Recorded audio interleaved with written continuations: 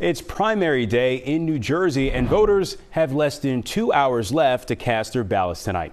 The big races are for the Democratic and Republican nominees for governor.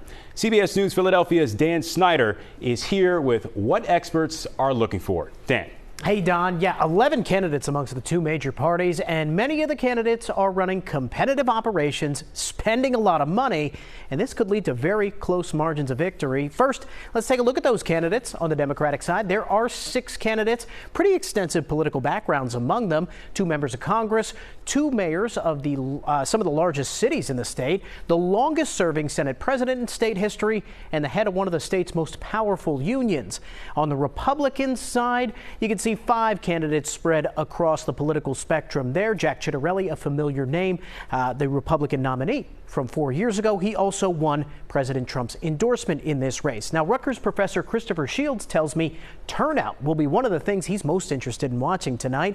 This is an off-year election with a primary in June, and turnouts in general just tend to be low. That means small changes can have big impacts on the races. Now, 4 years ago, turnout for the June primary hit just 12%. But Shields thinks a contentious 2024 race and controversial moves from the White House could boost those numbers this year.